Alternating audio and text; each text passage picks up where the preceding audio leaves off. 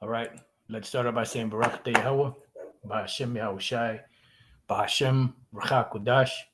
All Welcome right. to another live lesson. The name of this one is My Personal Testimony of My Experiences at One West with Certain Individuals. Pretty much, this what I'm going to speak on, is just something that I guess the spirit is on Elder Apostle Gabar to keep speaking about it.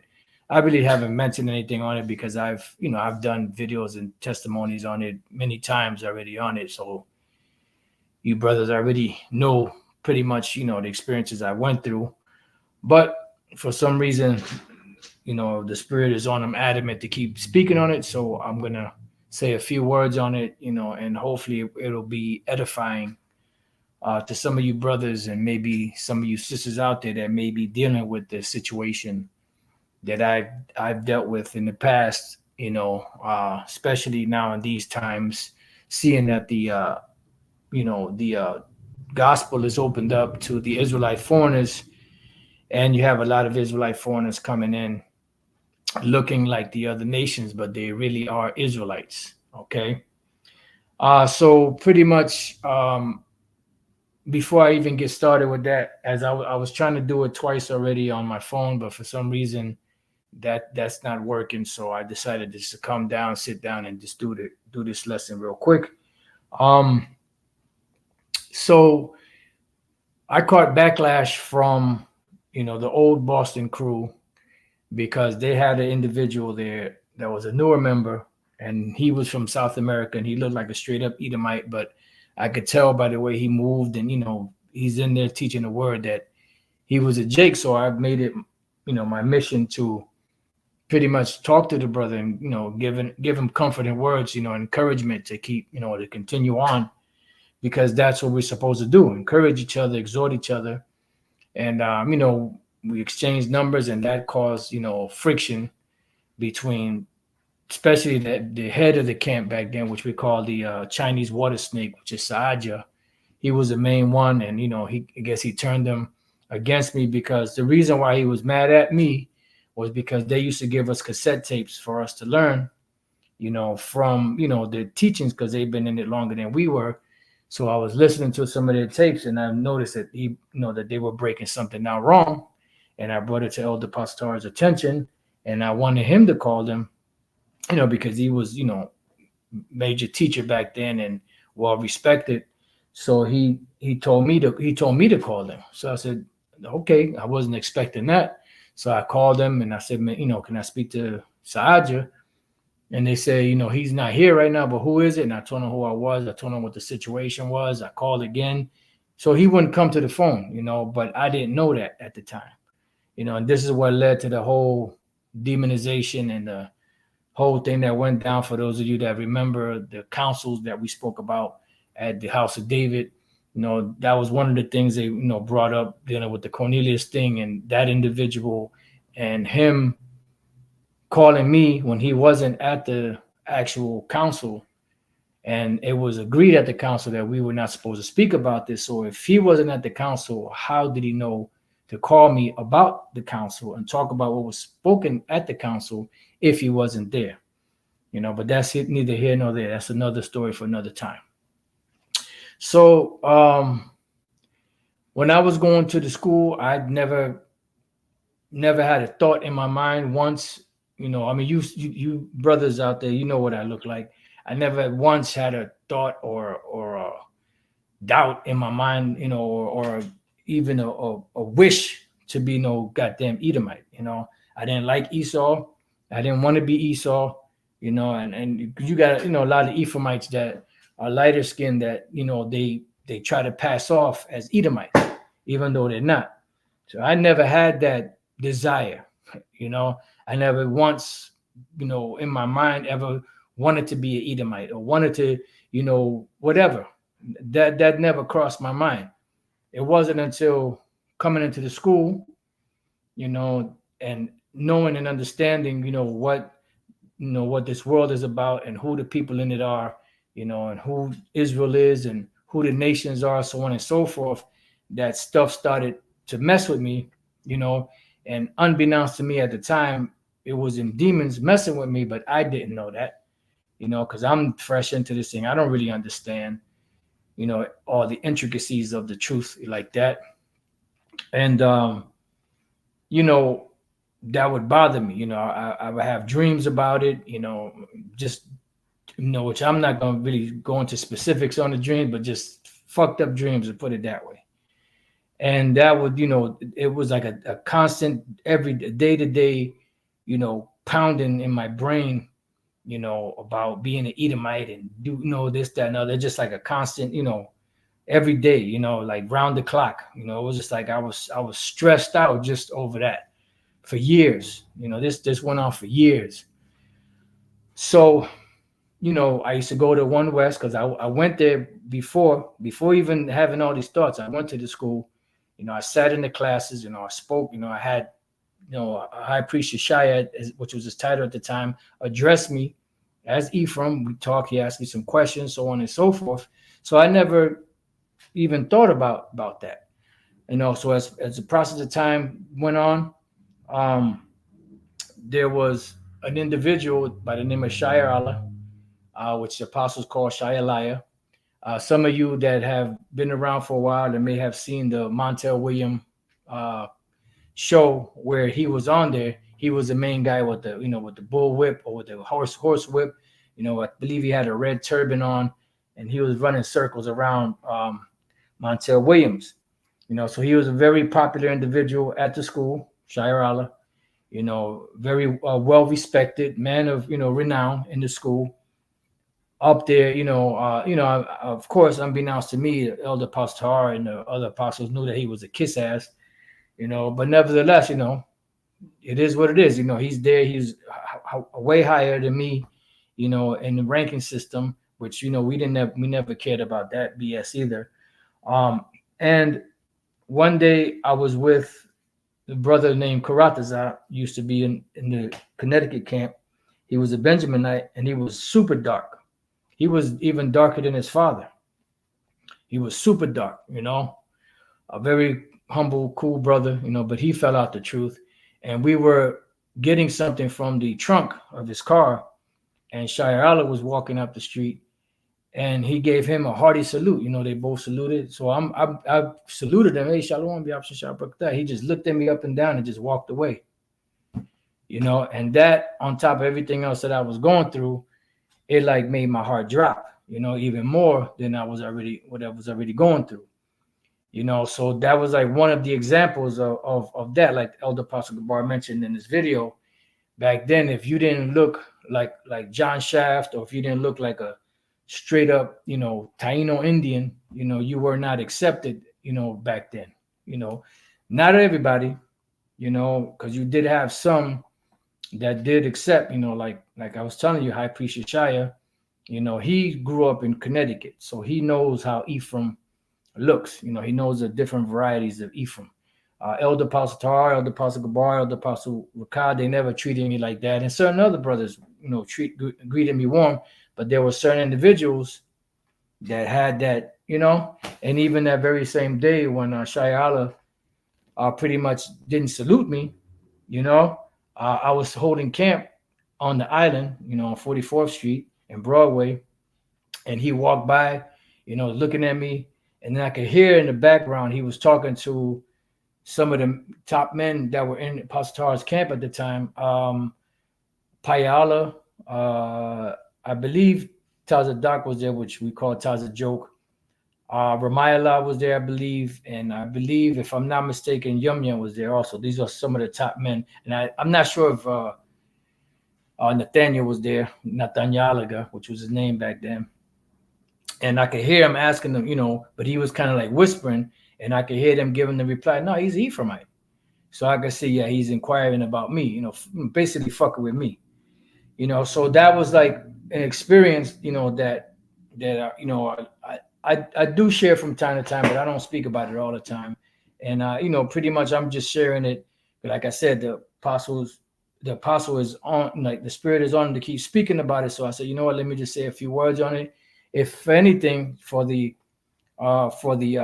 edification, or not so much edification, but the comfort, you know, certain of you brothers and few sisters that may be going through the same thing. You know, if you're in this thing, you understand, just keep on fighting, because there were certain scriptures that would get me through. You know, one of the main ones is in the book of Ezekiel, chapter 44 and verse 9. It says, "Thus saith the Lord Yahweh Bashem Yahushai, no stranger, uncircumcised in heart, no uncircumcised in flesh, shall enter into my sanctuary of any stranger that is among the children of Israel." So this is one of the scriptures, one of the anchor scriptures that would, you know, comfort my spirit, you know, to let me know that I was, you know, in this thing, not of my own will, not of my own free will, and not just because I just happened to stumble into this thing by chance. You know, the Lord brought me into this thing. So this is one of the anchor scriptures that will hold me down. And another one was Daniel chapter 12, verse 10. It says, "Many shall be purified and made white and tried, but the wicked shall do wickedly, and none of the wicked shall understand." So right there, when I read that, none of the wicked shall understand, you know, the Lord gave me an understanding, you know, to be able to break these scriptures down. Just like you see a lot of these Edomites / other nation looking Israelites that are part of Great Millstone, which show you that they're Israelites, because the Lord is gathering Israel by what? By his word. He's not gathering Israel, you know, by anything else but by his word. And in order for you to get this information, this knowledge, this understanding, it has to come directly from Yahweh Bashem Yahushai. You're not going to get this any other way. Let's go real quick to Baruch chapter 5 and verse 5, just to get to the point. It says, "Arise, O Jerusalem, and stand on high, and look about toward the east, and behold thy children gathered from the west." And we're in the western hemisphere, unto the east. So we're being gathered from the west unto the east. It says, "By the word of the Holy One, rejoicing in the remembrance of the Most High." So this word is what gave us the remembrance and the rejoicing in Yahweh Bashem Yahushai. But just as anything, we all have our crosses to bear, you know, and every man's cross is different. Some may have similar walks in this ministry, but not always is every man going to go through the same exact thing. Everybody's going to have a different walk, you know, in this truth, you know. So it all depends on what the Lord has prepared for each individual. All right. So this scripture would get me through, you know, one of the other ones. "And none of the wicked shall understand, but the wise shall understand." And then, you know, this scripture here is heavy too, but I didn't think about this scripture back then much, you know, that the elect were being gathered by the word of the Holy One, and then rejoicing in the remembrance of the Most High. So another one here, this is just to prove that we all have our crosses to bear. And whatever our cross is, we may not understand it at the time, you know, but as hard or heavy as that cross may seem to bear, it's set up that way so that we can, you know, deal with it, endure it, and be made mentally stronger from it, you know, because, you know, I could have fallen out. I could have easily fallen out, you know, if I would have succumbed to that, you know, if that was the will of the Lord, you know, but I would fight, you know, and pretty much fight, you know, and just pray all the time and just pray. And I would fast and pray. And, you know, I was a hot mess, you know, but I didn't understand it back then.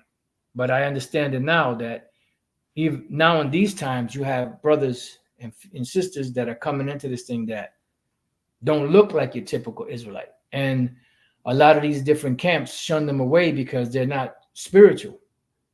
You know, they look at the outward appearance without even trying the spirit to see if they're Israelites or not. And they just run them away, run them off, you know, and that's not the way to do it. We teach the word, you know, and we just tell them what the scriptures say. Look, if your father's line goes back to an Israelite, then you're an Israelite. But if it goes back to the nations, then you're a heathen and you're going into slavery, you know, because a heathen is not going to stay there and take, the spiritual abuse, so to speak. I could give you another testimony once I read this, if I remember, from the elder Bishop Ayatun. 1 Corinthians 10:13. There had no temptation taken you, but such as is common to man. So we all going through bearing our crosses, going through the hell that we go through, and it's all tailor made for each and every one of us, because the Lord understands our strengths and our weaknesses, and it's better to strengthen your weaknesses than to strengthen your strengths, because your strength, you're already strong in that area. You could only get stronger, but with the weaknesses is better to strengthen your weaknesses, and then that will make you even stronger in those areas where you're lacking in. And when you get stronger in your strong areas, that'll even make you more of a spiritual soldier to fight for Yahweh Bashem Yahushai in his ministry. It says, but the Most High is faithful, because he's the one that's given us the different walks that we walk through, who will not suffer you to be tempted above that you are able, but will with the temptation also make a way to escape. You see? So he's going to put us in situations that we have to bear, but he's also going to make a way for us to escape it, that you may be able to bear it. Because at the end of the day, bearing a cross is bearing a cross to be able to become stronger. The Lord didn't call us to destroy us. He called us, to enter this thing to build us up so that we can be better ministers, and what better minister than someone that goes through an experience that could help others in navigate their way in the truth. You see? And then the other thing that I wanted to speak on that just came to mind was the elder Bishop Ayatun. When he first came to the school, it was him, and he had a Elamite friend, East Indian, that was a very good friend of his. And when he came to the school, they were outside, we were speaking to them, and he was like, no, I can come in there, because I can deal with whatever, anything anybody says, I can deal with it. So Elder Apostle Gabar was telling him, okay, look, you come in, you can sit down, but if when the teacher starts going into that his lesson with the heathen, about the heathens, you might get offended or something along those lines. And the one that was teaching, which was Rashawan at the time, he was teaching, which he fell out years ago. He wasn't the greatest teacher. He did teach. He wasn't the greatest teacher, but the Spirit was on him to go heavy into that topic of the heathen and not being part of this.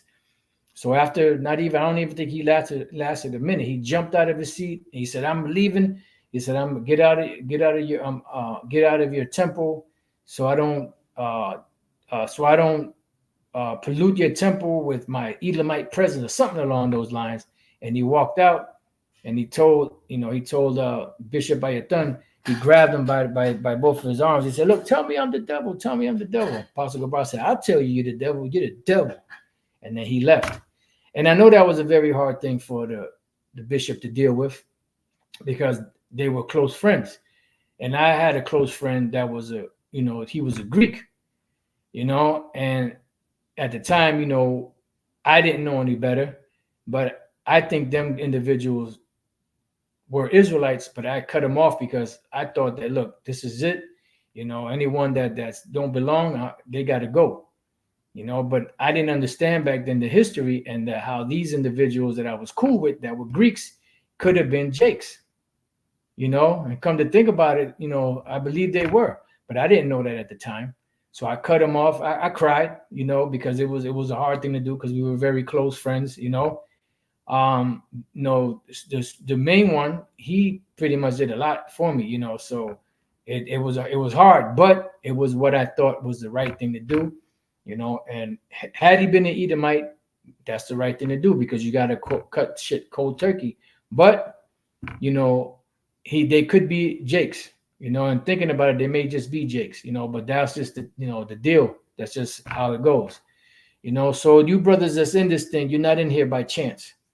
And the Lord is gathering his elect from the four corners of the earth. He's using his word to do it. So if you understand his knowledge, you understand his truth, you're out there fighting, defending the gospel, teaching it, understanding it, One thing I tell you that the elder pastor told me years ago, because that was another thing that helped.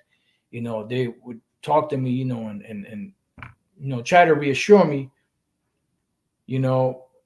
But the thing is, in being reassured, you either have it or you don't. You either build it up, or you don't.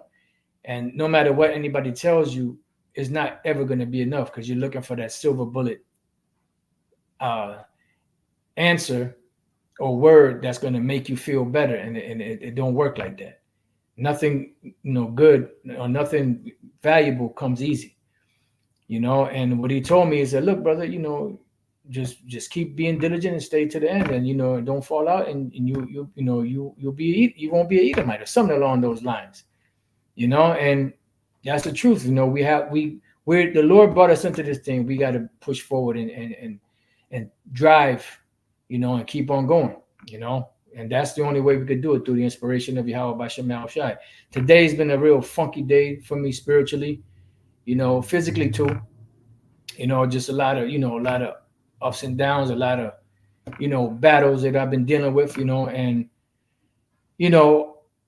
I'm happy that the Spirit jumped on me to do this lesson, because now I feel that funk leaving, and you got to understand that just because you don't see a brother dealing with certain situations don't mean that they ain't dealing with it, but it's just that we as spiritual soldiers of Yahweh Bashem Shai have to grin and bear it. When you're in the trenches, you don't have time to bleed. You just got to jump in, with both feet, and let the Lord do the rest, because it sometimes it gets tough.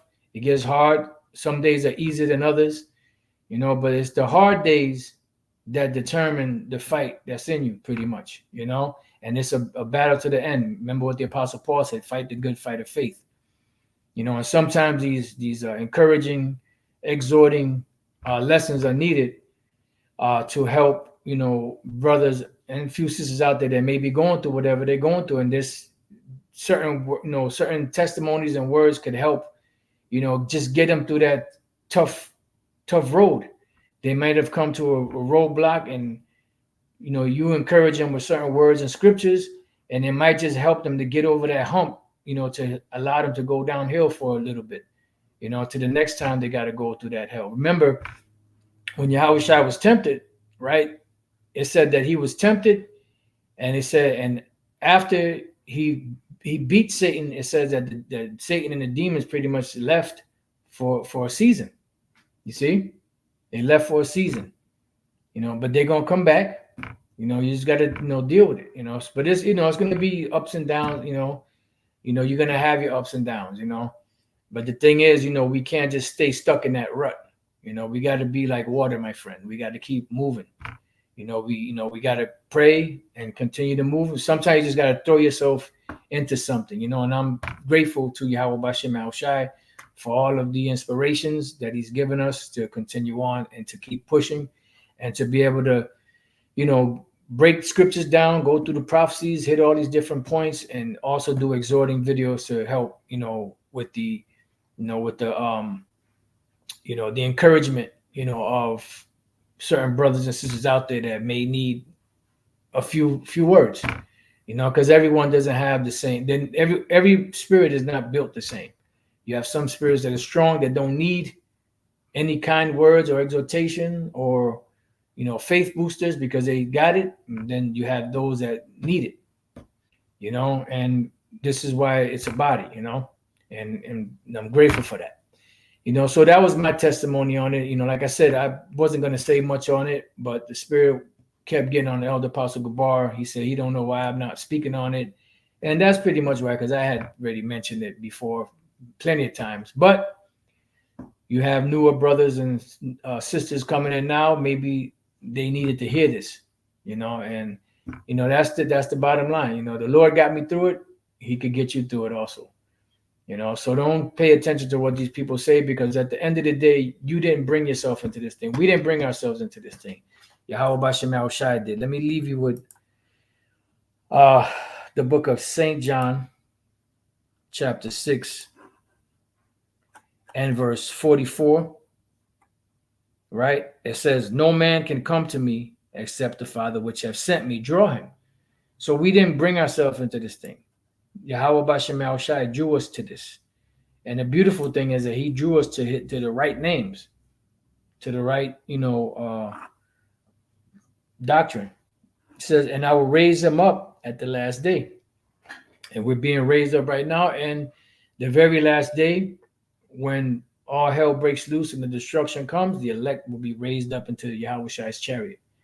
Matter of fact, I'm gonna read. Oh man, that's a beautiful precept. I'm gonna start with this one here. Yahweh Sab, hopefully elect 777, Jude 122. And if some have compassion, making a difference, right? Because sometimes you need that compassion. Some brothers are just rough like that. They don't need it, but sometimes you need it.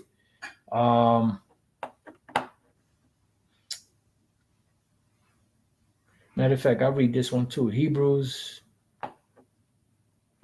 Second Corinthians 4:10. Always bearing about in the body the dying of the Lord Yahweh Shai, that the life also of Yahweh Shai might be made manifest in our body. And here, this is the up and coming elder, Mathathia, 2 Corinthians 1:3. Blessed be the Most High, even the Father of our Lord Yahweh Shai Mashiach, the Father of mercies and the power of all comfort, who comforted us in all our tribulation, that we may be able to comfort them which are in any trouble, right? And that's what it's for. You get it, you go through it, you get through it, you get the mercy, so you could extend it back to someone else that may need it at the time. By the comfort wherewith we ourselves are comforted of the Most High, for as the sufferings of Yahweh Shai abound in us, so our consolation also aboundeth by Yahweh Shai. That's right. Because it said that he that suffered in the flesh, has ceased from sin.